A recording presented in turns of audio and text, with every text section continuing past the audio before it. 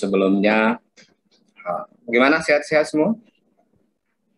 Selain Nurmia Maharani yang kurang sehat, ada lagi yang kurang sehat? Mudah-mudahan sehat-sehat semuanya ya. Baik, hari ini adalah terkait dengan Islam, ilmu pengetahuan dan teknologi. Kita review kembali pertemuan minggu lalu ya, terkait dengan akhlak. Ada yang bisa memberikan gambaran dan kira-kira apa yang bisa ditangkap terkait dengan pertemuan kita minggu lalu? Mulai kita tingkat dulu deh. Apa yang bisa dengan akhlak? Pak Hari.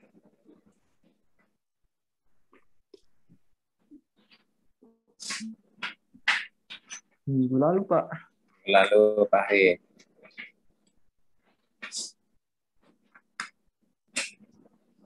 Waktu kemarin masuk, Pak. Minggu lalu sudah kita yang bicara, Pak. Nih, saya yang bicara minggu lalu, tapi materinya terkait dengan akhlak. Apa yang bisa Anda tangkap terkait dengan minggu lalu?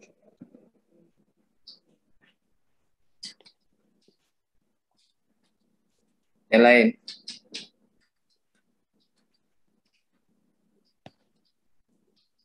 Izin Pak minggu lalu, Pak. Minggu lalu? Iya. Intan? Mana mukanya Intan?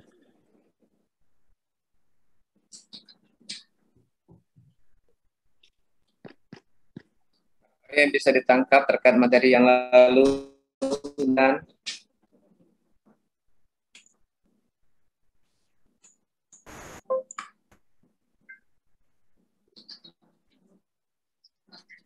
Konsep pendidikan akhlak itu proses menghilangkan sifat-sifat tercela yang ada pada diri dan menanamkan sifat-sifat terpuji yang mana bertujuan untuk menghasilkan insan kamil dan mendekatkan diri kepada Allah sehingga manusia dapat memperoleh kebahagiaan di dunia maupun di akhirat. Hanya itu.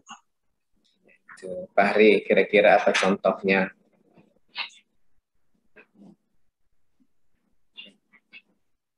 Contohnya itu, Pak. Ya? Apa contoh-contoh akhlak yang bisa dijadikan suri teladan pada Rasulullah?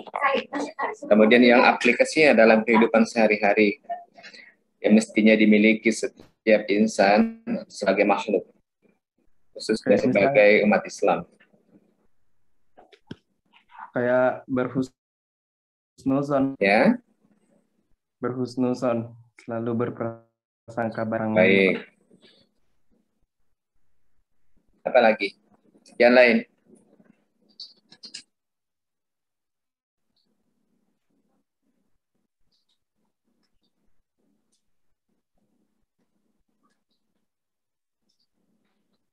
Sabar, ya, Pak. Jadi gini ya, saya review kembali setidaknya gambarannya secara umum terkait dengan akhlak.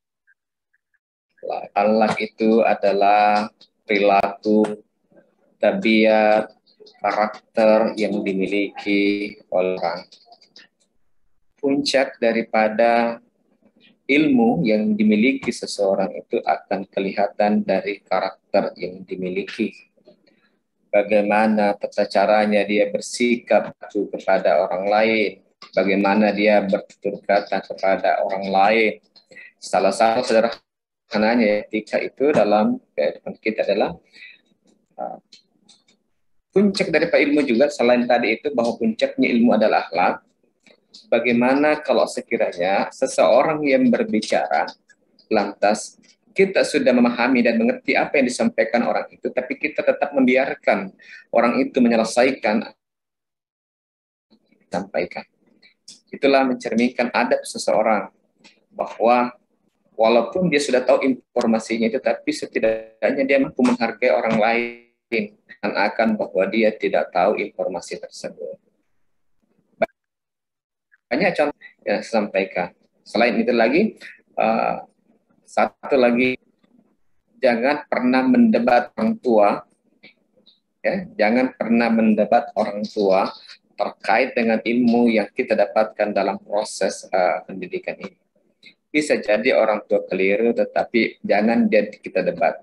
Kita sampaikan, tetapi tentu dengan etika dan tata krama yang baik.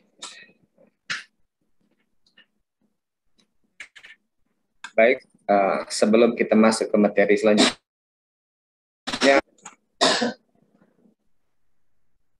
Didit Dwi Haryadi.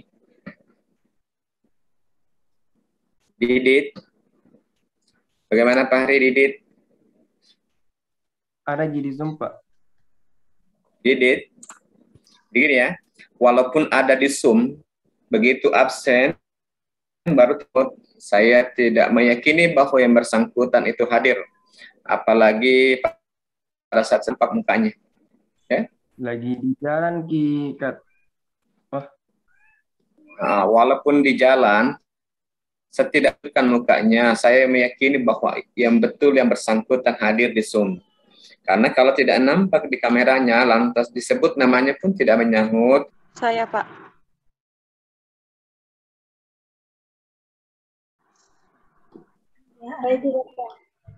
Siapa lagi? Saya, Pak. Ria Aryani, kemudian Nur Halisa. Iya, Pak. 3 orang ya. Baik, jadi saya ingatkan kembali kelompok 1 sampai 4, 6 dan seterusnya, silakan disimak baik-baik nanti materi yang dipaparkan oleh kelompok 5. Persiapkan materi pertanyaannya kalau ada hal-hal yang mungkin nanti dirasakan kurang penjelasan atau kurang dipahami. Kelompok 5 untuk memaparkan makalahnya.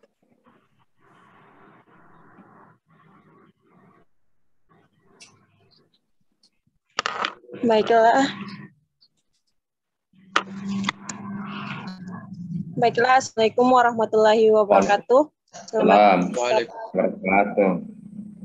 Selamat pagi Bapak Samsudin dan teman-teman yang berbahagia. Pertama, marilah kita panjatkan puji dan syukur kepada Allah karena berkat rahmat dan karunia-Nya lah kita dapat berkumpul secara virtual saat ini. Dan tak lupa pula kita memanjatkan puji dan kita kirimkan salawat dan salam kepada junjungan kita Nabi Muhammad SAW. Nabi yang telah membawa kita dari alam kegelapan dan menuju alam yang ada yang akan kami bahas hari ini, yaitu mengenai Islam, pengetahuan, dan teknologi. Sebelum itu, perkenalkan nama saya Nur Halisa sebagai moderator, dan ada juga Nur Awalia dan Ria Aryani selaku anggota. Baiklah, untuk mempersingkat waktu, saya akan persilahkan kepada Nur memaparkan materi hari ini. Kepada Nur Awalia dipersilakan. Baik. Yang pertama adalah latar belakang. Nur Awalia, ya. Nur Awalia dilanjut, mohon maaf ini saya potong kembali. Sebagaimana saya sampaikan pertemuan sebelumnya, ya, ini sudah pertemuan kelompok 2 dan seterusnya itu, saya sampaikan bahwa tolong nanti PowerPoint-nya jangan poin-poinnya saja. Ada inti-inti dari makalahnya itu yang disampaikan dan paparkan. Jangan dibaca sejak satu, mulai dari ujung ke ujung. Ya, Nur Awalia, ya? Poin-poinnya saja disampaikan. Silakan dilanjutkan. Bismillahirrahmanirrahim. Islam mendorong umatnya untuk mengembangkan ilmu teknologi. Berbeda dengan pandangan dunia barat yang melandasi pengembangan ipteknya untuk kepentingan material, Islam mementingkan pengembangan dan penguasaan iptek untuk menjadi sarana ibadah. Selain itu, iptek juga sebagai pengabdian Muslim kepada Allah dan mengembangkan amanat Khalifatullah atau wakil Allah di muka bumi untuk berkhidmat kepada kemanusiaan dan menyebarkan rahmat bagi seluruh alam, rahmatan lil alamin. Kemajuan ilmu pengetahuan dan teknologi dunia ini yang dipimpin oleh peradaban barat 1 abad terakhir ini mencengangkan banyak orang di berbagai penjuru dunia. Kesejahteraan, kemakmuran material yang dihasilkan oleh perkembangan iptek modern membuat orang selalu ingin mengagumi dan meniru gaya hidup peradaban barat tanpa dibarengi dan segala dampak negatif yang diakibatkannya. Pada dasarnya, kita hidup di dunia ibadah kepada Allah Subhanahu wa Ta'ala. Ada banyak cara untuk beribadah kepada Allah Subhanahu wa Ta'ala, seperti sholat, puasa, dan menuntut ilmu. Menuntut ilmu ini hukumnya wajib, seperti sabda Rasulullah SAW. Menuntut ilmu adalah sebuah kewajiban atas setiap muslim, laki-laki, dan ilmu adalah kehidupannya, Islam, dan kehidupannya keimanan. Adapun dalil yang memerintahkan untuk mempelajari iptek dalam Islam. Yang pertama ada surah Al-Alaq ayat 1 hingga 5 yang bunyinya Bismillahirrahmanirrahim. Iqra' bismi rabbikal ladzi khalaq, khalaqal insana min 'alaq. Iqra' wa rabbukal akram allazi 'allama bil qalam, 'allamal insana ma lam ya'lam. Dengan arti, bacalah dengan menyebut nama Tuhanmu yang menciptakan. Dia telah menciptakan manusia dari segumpal darah. Bacalah, dan Tuhanmu lah yang Maha Pemurah, yang mengajar manusia dengan perantara qalam. Dia mengajarkan kepada manusia apa yang diketahuinya. Dalil yang kedua ada dari surah Al-Baqarah ayat 164 yang berbunyi Bismillahirrahmanirrahim. Inna fil khalqis samawati wal ardi wa ikhtilafil laili wan nahar wal fulki allati tajri fil bahri bima yanfa'un nasa wa ma anzalallahu minas samaa'i ma'in fa'ahya bihil arda ba'da mautiha wa bassa fiha min kulli dabbatin wa tasrifir riyahi wa sahabil musakhkhari bainas samaa'i wal ardi la ayatil liqaumin ya'qilun. Dari kedua dalil tersebut, maka secara tidak langsung Allah juga memerintahkan kita untuk mengamati dan meneliti dengan menggunakan akal kita agar mampu memahami ilmu pengetahuan dan teknologi. Akidah Islam sebagai dasar iptek. Akidah Islam dijadikan basis segala konsep dan aplikasi iptek. Inilah paradigma Islam sebagaimana yang telah dibawakan oleh Rasulullah SAW. Paradigma Islam inilah yang seharusnya diadopsi oleh kaum muslimin saat ini, bukan paradigma sekuler seperti yang ada sekarang. Diakui atau tidak, kini umat Islam telah terjerumus dalam sikap membebek dan mengekor Barat dalam segalanya, dalam pandangan hidup, termasuk dalam konsep iptek. Bercakolnya paradigma sekuler ini yang bisa menjelaskan mengapa di dalam sistem pendidikan yang diikuti oleh orang Islam diajarkan sistem ekonomi kapitalis yang pragmatis serta tidak kenal halal haram. Jadi yang dimaksud menjadikan akidah Islam sebagai landasan iptek bukanlah bahwa konsep iptek wajib bersumber kepada al-hadis, tetapi yang dimaksud adalah iptek wajib berstandarkan kepada Al-Quran dan Al-Hadis. Standar pemanfaatan iptek menurut orang Barat adalah manfaat. Apakah itu dinamakan pragmatisme ataupun utilitarianisme? Selama sesuatu itu bermanfaat, dapat memuaskan kebutuhan manusia, maka ia dianggap benar untuk dilaksanakan, meskipun itu diharamkan dalam ajaran agama. Keberadaan standar manfaat itulah yang dapat menjelaskan mengapa orang Barat mengaplikasikan iptek secara yang dapat menjelaskan secara tidak bermoral, tidak berkemanusiaan, dan bertentangan dengan nilai agama. Selanjutnya, peranan Islam dalam perkembangan ilmu pengetahuan teknologi. Menjadikan akidah Islam sebagai paradigma ilmu pengetahuan dan menjadikan syariah Islam atau yang lahir dari akidah Islam sebagai standar bagi pemanfaatan iptek dalam kehidupan sehari-hari. Adapun ilmuwan muslim yang mengembangkan iptek yaitu Muhammad bin Musa al-Khawarizmi 780 Masehi hingga 850 Masehi, matematikawan. Abu Arayhan Muhammad bin Ahmad al-Biruni 973 Masehi hingga 1048 Masehi, fisikawan. Jabir bin Hayyan al-Kufi as-Sufi 781 Masehi hingga 815 Masehi, kimiawan. Adi Nawari 895 Masehi, biolog.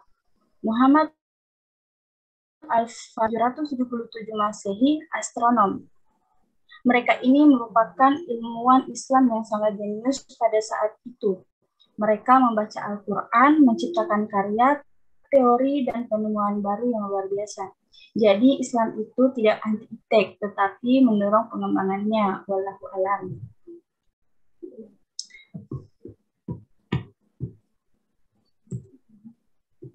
Selanjutnya, Islam dalam beberapa kontemporer. Kemajuan teknologi dalam 3 dasawarsa ini telah menampakkan rakyat dan semua individu masyarakat dan negara.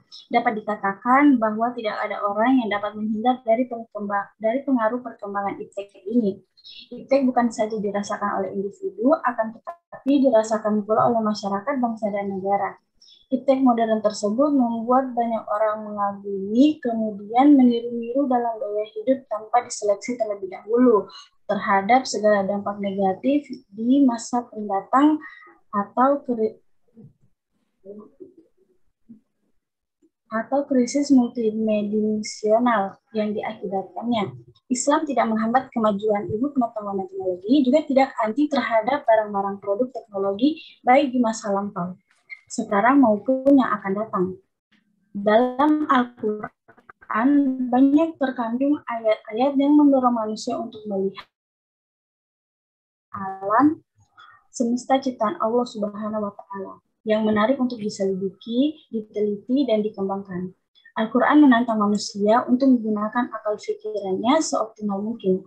Pendidikan Islam mempunyai suatu kekuatan yang sangat signifikan dipertahankan atau dikembangkan. Hal ini mungkin dapat dilihat dari tataran filosofis atau konseptual dan lembaga pendidikan Islam yang dari waktu ke waktu telah tumbuh di tengah-tengah dinamika masyarakat. Sekian, itulah tadi pemaparan materi dari kelompok 5. Jika ada kesalahan, mohon dimaafkan, saya kembalikan ke moderator. Baiklah, itulah tadi materi yang dapat kami sampaikan. Apakah ada yang ingin ditanyakan?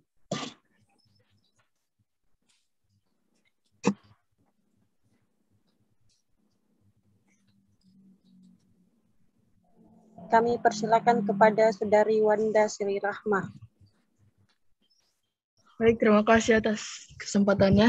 Wanda, bisa di-on-kan kameranya, Wanda.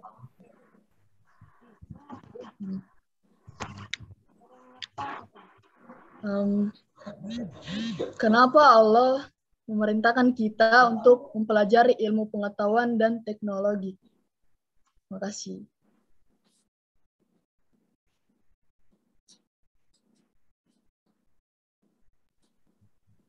Baiklah, selanjutnya kami persilakan kepada Ratna Sari untuk menyampaikan pertanyaannya. Ya, pertanyaan saya, apa dampak negatif dan dampak positif bagi manusia dalam iptek? Sudah. Baiklah, terima kasih pertanyaannya. Yang selanjutnya kami persilakan kepada Saudari Najwa Rahman. Coba ulang tadi pertanyaannya, yang kedua. Ratna, siapa tadi yang kedua? Saya, Pak. Silakan, Ratna. Apa dampak negatif dan positif bagi manusia dalam iptek?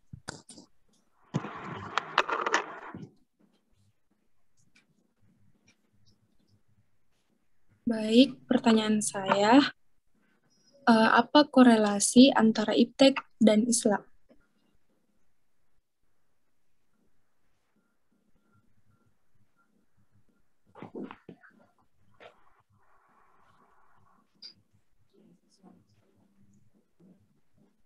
Baiklah, untuk pertanyaan selanjutnya kepada Saudari Mutia Faradila Ali. Ya, baik. Pertanyaan saya yaitu, dalam Islam yang harus dijadikan standar dalam penerapan ilmu pengetahuan dan teknologi itu apa? Mohon maaf, bisa diulang pertanyaannya? Ya, dalam Islam yang harus dijadikan standar dalam penerapan ilmu pengetahuan dan teknologi itu apa? Ya,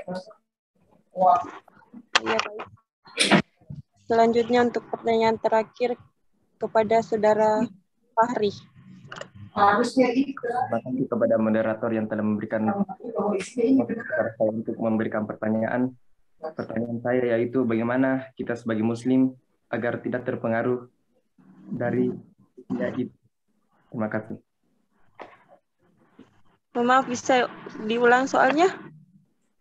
Bagaimana kita sebagai Muslim agar tidak terpengaruh dari dampak negatif dari iptek.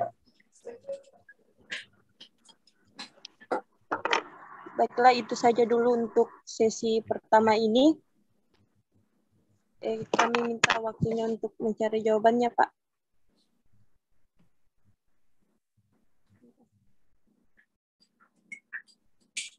Yang pertama, jawab pertanyaan.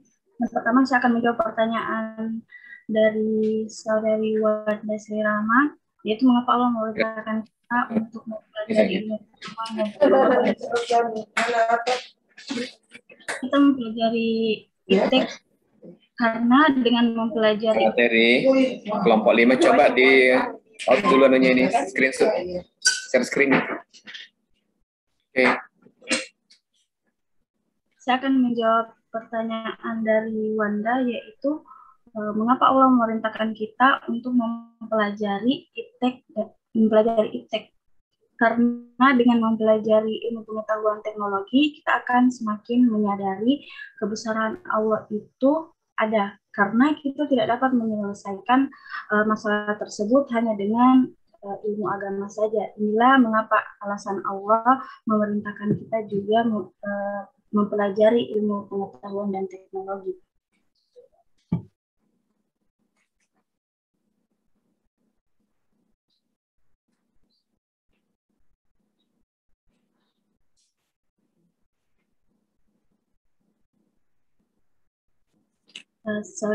Saudari Wanda, bagaimana? Ya, terima kasih.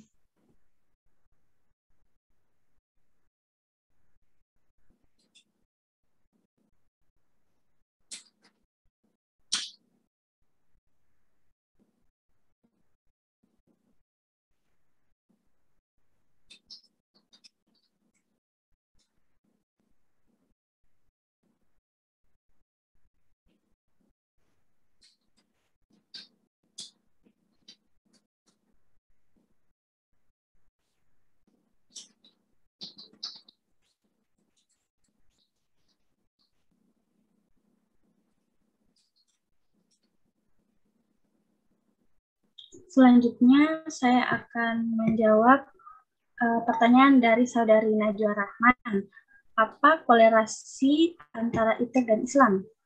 Hubungan antara agama Islam dan iptek adalah tindakan bertentangan dan saling mendukung satu sama lain, yang mana agama menjadi dasar dari iptek dan iptek mendasari penghayatan akan ajaran Islam itu sendiri.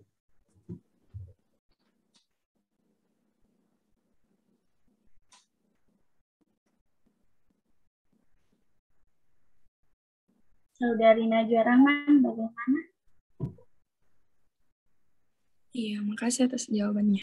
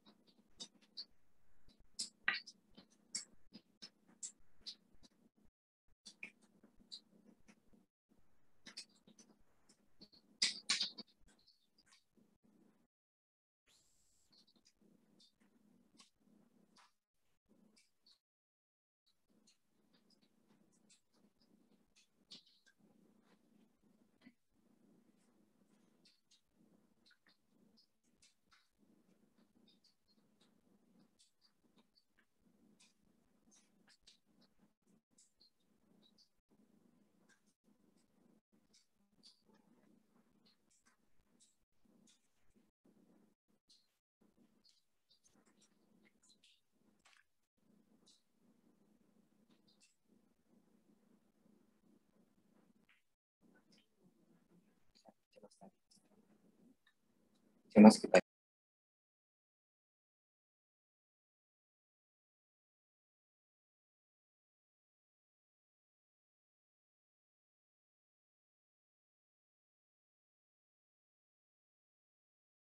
Jawab oleh Ria Riani. Saya akan menjawab pertanyaan dari Fahri. Muslim agar tidak terpengaruh dari dampak negatif iptek. Yang pertama, menggunakan teknologi sesuai kebutuhan. Yang kedua, mencari kebenaran informasi sebelum menyebarkannya. Yang ketiga, melestarikan budaya lama yang baik dan menerima budaya baru yang sesuai dengan bangsa dan agama. Dan yang keempat, mempelajari dan mengajarkan budaya bangsa kepada orang sekitar. Bagaimana, Fahri? Sudah jelas? Ya, terima kasih.